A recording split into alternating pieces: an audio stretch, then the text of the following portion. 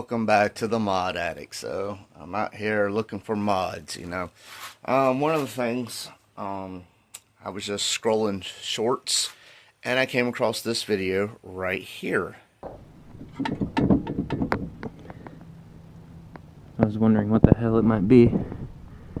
So closer diagnosis, I see that this is moving up and down. See it wiggling? Turns out this nut around the top here actually came loose on me. His issue was this was loose. You could grab it and shake it all around. I can't do that. I took all of this apart, took everything out. Everything looks good. This heim joint in here is good. The little bearings on the top pad is good. The only thing I did find that I think is probably the issue is if you look on the adjustment color, you can see where that's rubbed. Now watch when I hit the spring. The spring and the color hit each other. It's pretty tight. Not sure if it's supposed to do that, but that's the noise I'm hearing. So I got to figure out if I'm missing something or what's going on there, because it's a little annoying. While I had everything apart, I am a little, I don't know, skeptical of these because it's got this tool here. You lose this tool, well, then you're kind of stuck. And then this tool is really thin-walled. So the chances of it stripping out seem to be pretty common from what I've read. I haven't had any trouble, but before it gets me trouble, I went ahead and ordered actual lug nuts. So there you go. I have actual lug nuts on the car, which I have to go around and replace all of them, but this is a start. But I think that is the noise that I am hearing. So I'm going to write UPR and see what they say about it. Maybe I'm missing something from this kit. I don't know. Alright, all of them are changed. Because of the way I had to buy this set, they don't sell just 16, you gotta buy 20, so I got 4 extra. And then all these, like I said, they haven't been an issue, but if I get finally driving this thing and get out of town and forget this right here and have a flat or something, it's gonna make my day a whole lot worse than if I just had a 19. Just get it done, Just about every tire iron has a 19 on it. So these will get set to the side, maybe for a different project or something, just not for my car. The next day. Alright, day 2 working on this. Just going through some videos, and you can see how close that spring is in there. I mean, it's not touching, but it is so close it looks like it is. But you can actually stick a piece of paper up in there. But one of the things I noticed was people talking about preload, and this isn't like a traditional coil setup where the top hat is bolted on. It's bolted through everything. So I got out here and I could twist the spring by hand. So what I did, I noticed this was bottomed all the way out. I added a little bit of preload. I can't spin it by hand now. And we'll see if that helps quiet things up a little, because it could have just been from that. But like I said, you can see where the coil spring has contacted. UPR says they now use Viking Springs because the coil is smaller and you have a less chance of it coming in contact with this. So I might have to get some Viking Springs for the front. So we'll go from there. But like I said, everything else looks pretty good. So I'm going to give this a try and see if it's any quieter. Now, one other thing UPR did bring up that I could see also being an issue is this is a 14-inch spring, probably better with a 12. With a 12-inch spring, it has less coils in it, and they're not as close together. So what could happen is these could actually bottom out. So these springs could compress so far that they're basically just slamming into each other. So that's another reason I might change these springs. I'm going to have to go with like a Viking 12. And just that wire looks lower than it is. So you can't even see it. But on camera, it looked like it was hanging down right in the way. So yeah, that could be a possibility too if these are coming in contact with each other. So we're going to see how this preload goes. And then go from there as far as what I'm going to do with the springs. There we go.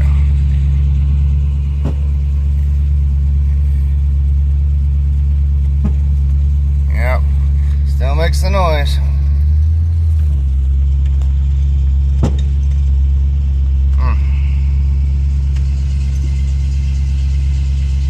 Alright, that wasn't it.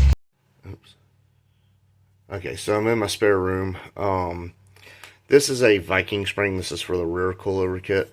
But these coils are a lot smaller in diameter than the QA ones, which is crazy that these springs are better than the QA ones and they're smaller. But this is for the rear, but that's just an example of how you get more clearance. Now if you look, you can see how much room is around the coils there.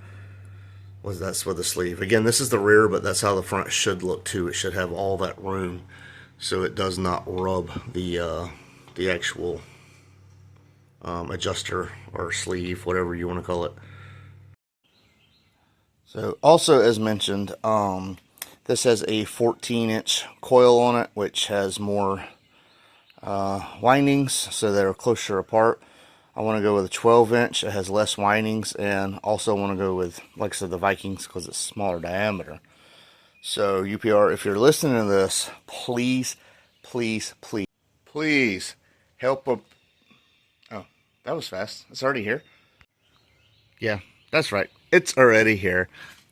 To the Mod Addict from UPR. Let's get into this. Alright, so the first thing... I believe that's the bearings, but this is a kit that I bought separately. This is someone local to me was selling this, but it's a complete rear coilover kit minus the shocks. And I didn't know it had to have special shocks and all this. And so I did some research. There's only a certain amount of shocks that work with this kit. It does have the relocation brackets down there. Everything's here except for the shocks. And well, bam! I got the springs and I got the shocks. So these are Vikings 12-inch shocks, 175. These are 16165, so I went up to just slightly more with a 175. And then, like I said, these are the bearings. For the front, they'll go in the top hat, and then underneath the spring, because the spring twists more on the front, so it helps it basically ride on that. But let's get this open and look at these. Yeah, so that's what it looks like. So you got it'll go washer, bearing, washer for the bottom. That's what it rides on, and then that's for the top hat. Same kind of deal. And here's the Viking 12175. Like I said, see how these aren't as close together. On the 14, there's like coil, coil, coil.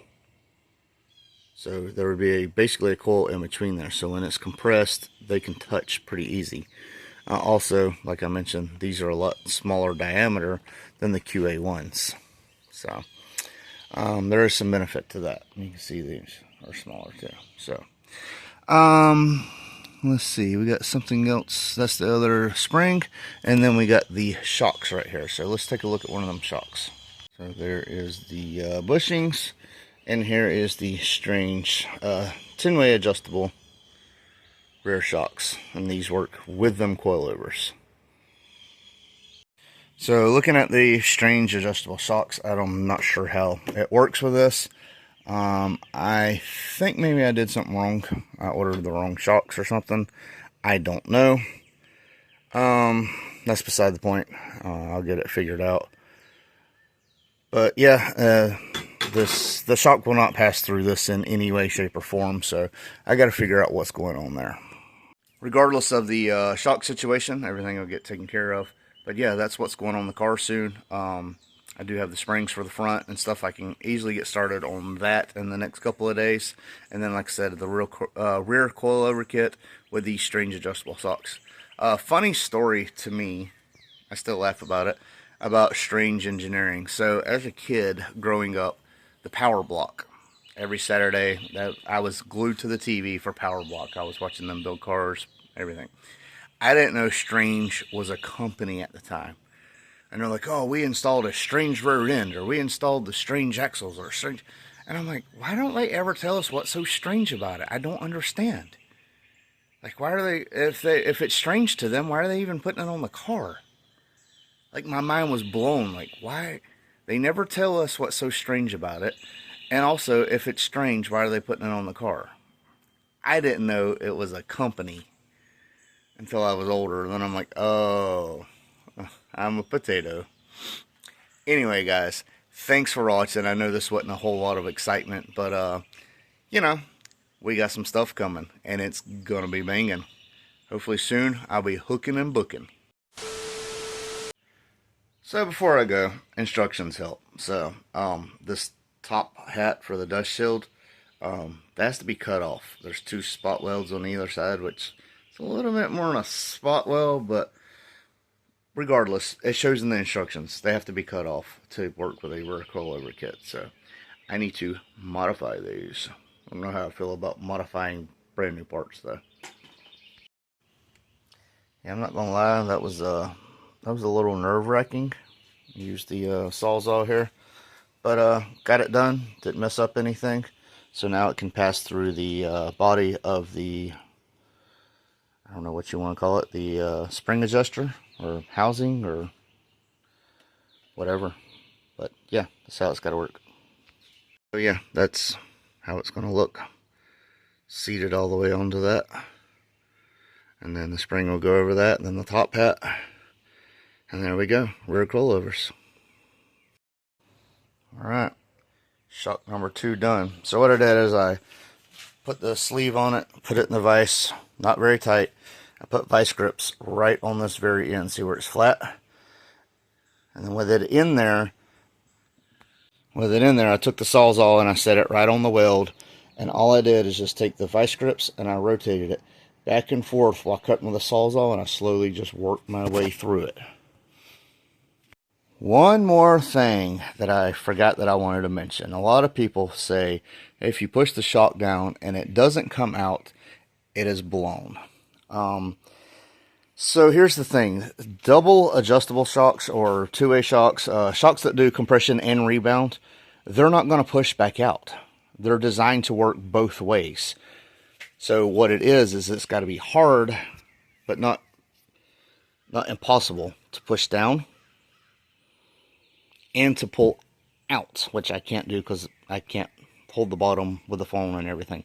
But yeah, so if you push it in and it don't come out, that doesn't mean the shock is blown. Okay, that's not what it's designed. The way it's designed is compression and rebound. So that means up and down, it's got resistance, so you're not just bouncing all around. But yeah, I felt like I need to throw that in there because I've seen a lot of people when I was watching shock videos that did the push-in test and it didn't push out, and they're like, oh, it's bad. No. The same with the KYBs on the front of this car. They're rebound and compression, and yeah, you push them in, they stay in, you pull them out. It's hard to pull out, but it stays out. So there you have it. Yes, they need to be modified. Modifications what I do. Wasn't too fond of doing it to a new part, like I said, but it's done, and now I can move forward with getting the stuff installed in a future video. But like I said, coming soon, hooking and booking. You know what I'm talking about? So thanks for watching. This is the Mod Addict, and we out of here. I won't turn around, I done made it this far. Look back now, that wouldn't be too smart. Shoot for the stars even when it gets hard. Put my faith in the Lord with these 16 bars. I won't turn around, I done made it this far. Look back now, that wouldn't be too smart. Shoot for the stars even when it gets hard. Put my faith in the Lord with these 16 bars. I won't turn around, I won't turn around. No matter how far I go, I'll never